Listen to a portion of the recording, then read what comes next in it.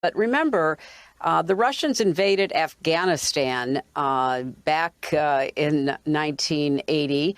And although no country went in, they certainly had a lot of countries supplying arms and advice and even some advisors to those who were recruited to fight Russia. It didn't end well for the Russians. There were other unintended consequences, as we know. But the fact is that a very motivated and then funded and armed insurgency basically drove the Russians out of Afghanistan. Obviously, the similarities are not ones that you should bank on, because the terrain, the development in urban areas, et cetera, is so different. But I think that is the model that people are now looking toward. And if there can be sufficient armaments that get in, and they should be able to get in along some of the borders between other nations and Ukraine, and keep the Ukrainian, both their military and their citizen volunteer soldiers supplied, that can continue to stymie Russia. Now, let's be clear that Russia has overwhelming military force. But of course, they did in Afghanistan as well. They also brought a lot of air power to Syria. It took years to finally defeat Syria in terms of the insurgencies, the democratic forces, as well as others who battled the Russians, the Syrians, and the Iranians.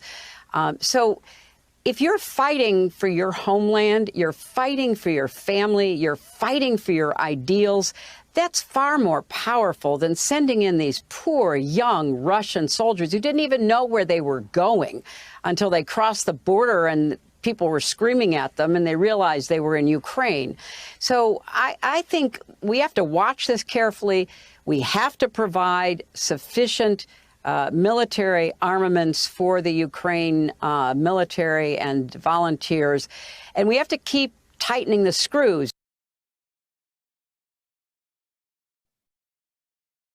Under the leadership of Nur Mohammad Taraki, communists had seized power in Afghanistan on April 27, 1978. The newly formed Democratic Republic of Afghanistan, which was divided between Taraki's extremist Khalq faction and the more moderate Parcham, the opposition, had signed a treaty of friendship with the Soviet Union in December of that year. However, shortly thereafter, Taraki's efforts to improve secular education and redistribute land were accompanied by mass executions, including many conservative religious leaders, and political oppression unprecedented in Afghan history ignited a revolt by the Afghan Mujahideen rebels. By 1977, Zbigniew Brzezinski, President Carter's national security advisor, forms the Nationalities Working Group, the NWG, dedicated to the idea of weakening the Soviet Union by inflaming its ethnic tensions. The Islamic populations are regarded as prime targets.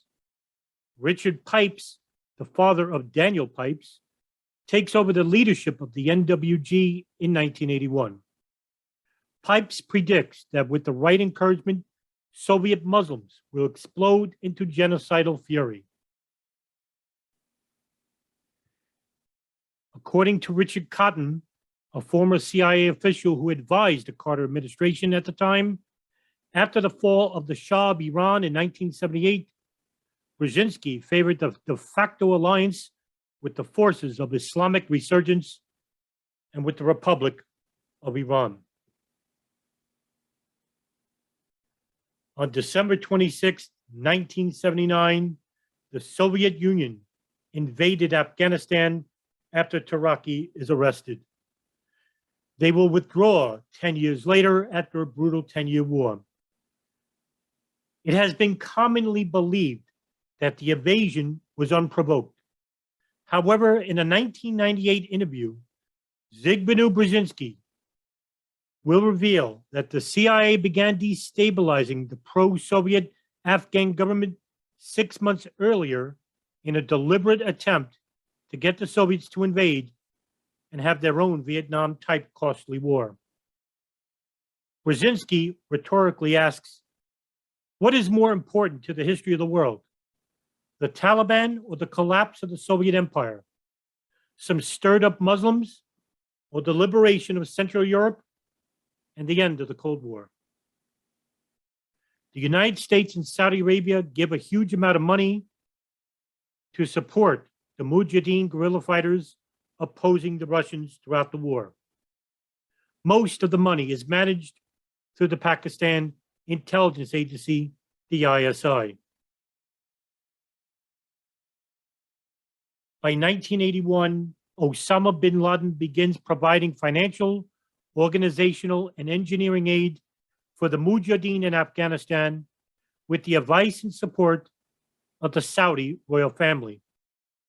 Some, including Richard Clarke, the counterterrorism czar during the Clinton and Bush administrations, believe he was handpicked for the job by Prince Turki Al Faisal, head of Saudi Arabia's Secret Service, the General Intelligence Directorate. The Pakistan ISI want the Saudi prince as a public demonstration of the commitment of the Saudi royal family and as a way to ensure royal funds for the anti-Soviet forces. The agency fails to get royalty, but bin Laden, with his family's influential ties, is good enough for the ISI. Months later, Afghan opium production rises from 250 tons in 1982 to 2,000 tons in 1991, coinciding with CIA support and funding of the Mujahideen. Drugs is most commonly used for the black operations of the intelligence agencies. Alfred McCoy, a professor of Southeast Asian history at the University of Wisconsin, said that the United States and Pakistan intelligence officials sanctioned the rebels' drug trafficking because of their fierce opposition to the Soviets. If their local allies were involved in narcotics trafficking, it didn't trouble the CIA. They were willing to keep working with people who were heavily involved in narcotics. For instance, Gulbuddin Hekmatyar of the Hizib-i-Islami received about half of all the CIA's covert weapons and was known to be a major heroin trafficker. Charles Cogan, who directs the CIA's operation in Afghanistan, would later claim that he was unaware of the drug trade, but that they found out about it later on. 2 years later, in 1984, bin Laden moved to Peshawar, which is a Pakistan town bordering Afghanistan, and helps run a front organization for the Mujahideen, influenced by his mentor, a Palestinian imam, Abdullah Yusuf Azam, and an Algerian, Abdullah Anas. The organization was known as the Maktab al-Khidmat, or the Afghan Services Bureau, which was to provide money, arms, and fighters from the outside world into the Afghan war. The MAC officers nurtured by Pakistan's state security services, the Inter-Services Intelligence Agency, and the CIA's primary conduit for conducting the covert war against Moscow's occupation. Bin Laden becomes closely tied to Gulbuddin Hekmatyar and greatly strengthens Hekmatyar's opium smuggling operations. Hekmatyar, who also has ties with bin Laden, the CIA, and drug running, has been called a Pakistan ISI creation. The United States, through the USAID and the University of Nebraska, would spend millions of dollars developing and printing textbooks for Afghan school children. The textbooks are filled with violent images and militant Islamic teachings, part of covert attempts to spur resistance to the Soviet occupation.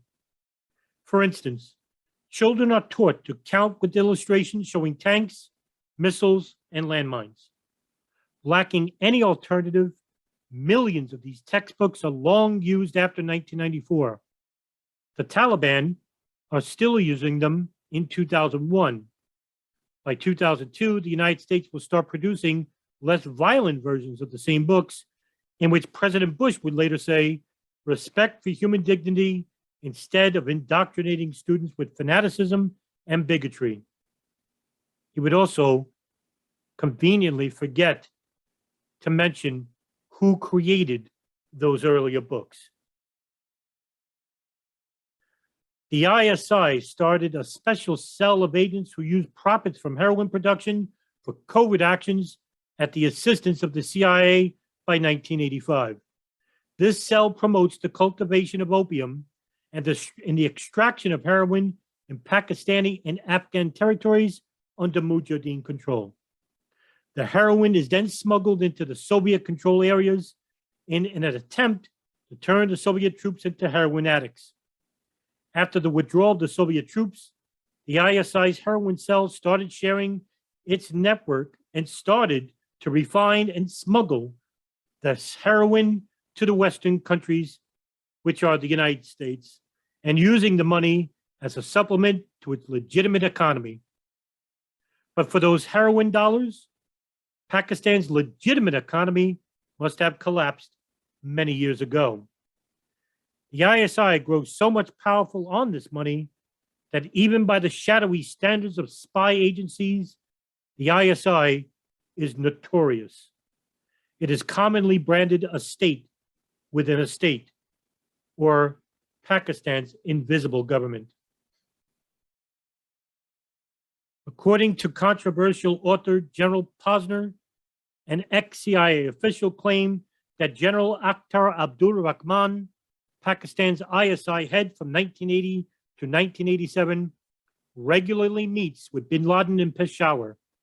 The ISI and bin Laden form a partnership that forces Afghan tribal warlords to pay a tax on the opium trade. By 1985, bin Laden and the ISI were splitting annual profits of up to $100 million a year. Within the summer months of '85, Sheikh Abdullah Azam makes repeated trips to the United States and other countries, building up the Maktab al-Khidmat. Branches of the MAC office began to open up in over 30 US cities, with an actual office located in Brooklyn, New York, the Al-Khifa Refugee Center. Some US intelligence officials believe that the CIA, along with the FBI, have begun monitoring the Al-Khifa Refugee Center and began looking at closely the ex-Afghan Mujahideen who relocated to Brooklyn after the war. By March of 1986, the CIA and the British intelligence agency, the MI6, agreed to launch guerrilla attacks from Afghanistan into then Soviet-controlled Tajikistan and Uzbekistan, attacking military installations, factories, and storage depots within Soviet territory, and do so until the end of the war. The CIA also gives subversive literature and Qurans to the ISI, who carry them into the Soviet Union. According to Australian journalist Tom Pilger, CIA Director William Casey gives his backing to a plan put forward by the Pakistan's ISI to recruit people from around the world to join the Afghan jihad. More than 100,000 Islamic militants are trained in Pakistan between 1986 and 1992 in camps overseen by the CIA, MI6, and the ISI, which included British Special Forces, SAS, training future Al-Qaeda and Taliban fighters in bomb making and other black arts. Their leaders are trained at a CIA camp in Virginia. The operation is known as Operation Cyclone. While the operation is originally designed to defeat the Soviets in Afghanistan, it continues for several years after the Soviets leave Afghanistan in 1989. Eventually, around 35,000 Muslim radicals from 43 Islamic countries will fight with the Afghan Mujahideen. Tens of thousands more will study in the hundreds of new madrasas funded by the ISI and CIA in Pakistan, Afghanistan, Iraq, Indonesia, and the Philippines. Their main logistical base is in the Pakistan city of Peshawar. Ironically, although many are trained, it seems only a small percentage actually take fight in serious fighting in Afghanistan, so their impact on the war is small. Richard Murphy, Assistant Secretary of State of Near East and South Asian Relations during the Reagan administration, will later say, "We did spawn a monster in Afghanistan. Once the Soviets were gone, the people trained or funded by the United States CIA were looking around for other targets, and Osama bin Laden had settled on the United States as the source of all evil. Irony? Irony is all over the place." By the late 1980s, Pakistan President Benazir Bhutto, feeling the Mujahideen network had grown too strong, would later tell President George H.W. Bush that "you have created a Frankenstein that will reap havoc not just in the Middle East, but also inside the United States." However, her warning goes unheeded. By 1993, President Bhutto would tell Egyptian President Hosni Mubarak that Peshawar is under de facto control of the Mujahideen, and unsuccessfully asks for military help in reasserting Pakistan control over the city. Thousands of Mujahideen fighters returned to their home countries after the war was over and engaged in multiple acts of violence. One Western diplomat notes, "These thousands would never have been trained or united without the CIA's help," and says the consequences for all of us are astronomical. They would later form groups such as Al-Qaeda, Abu Sayyaf, Boko Haram, Jaish-e-Mohammed, and Jemaah-Islamiyah. Worried that the Soviets are winning the war in Afghanistan, the United States decides to train and arm the Mujahideen with Stinger missiles. The Soviets are forced to stop the attack helicopters that were being used for devastating effect. Some claim the Stingers turned the tide of the war and lead directly to Soviet withdrawal. However, the Mujahideen are better trained and armed than ever before. Some would later say that even the same RPG and Stinger missiles that were given to the Mujahideen were later used to shoot down Black Hawk helicopters in Somalia in 1992. By September of 1987, Michael Springman, head of the United States consular official in Jeddah, Saudi Arabia, later claims that during this period, he's repeatedly told to issue visas to unqualified applicants. He repeatedly turns them down, but is also repeatedly overruled by his superiors. Springman loudly complains to numerous government offices, but no action is taken. He is fired, and his files on these applicants are destroyed. He later learns that recruits from many countries fighting for bin Laden against Russia in Afghanistan were funneled through the Jeddah office to get visas to come to the United States, where the recruits would travel to train for the Afghan war. According to Springman, the Jeddah consulate was run by the CIA and staffed almost entirely by intelligence assets. This visa system may have continued at least through 9/11, where 15 of the 19 9/11 hijackers received their visas through Jeddah, possibly as part of this program. By August 11th, 1988, bin Laden conducts a meeting to discuss the establishment of a new military group, and according to notes that are found later called the Harmony documents, over time, this group became known as Al-Qaeda, roughly meaning the base or the foundation. Most of these Arab Mujahideen fighters were trained at the Al-Masada, which is also known as the Lion's Den, located in the Paktia province of Afghanistan. where notable guerrilla fighters, partly because they couldn't train in Afghan training camps, went here. All of the applicants that are in this camp are foreign Arabs. Most of these people would later become part of Al-Qaeda. On February 15, 1989, Soviet forces withdraw from Afghanistan, but Afghan communists retain control of Kabul, the capital, until April of 1992.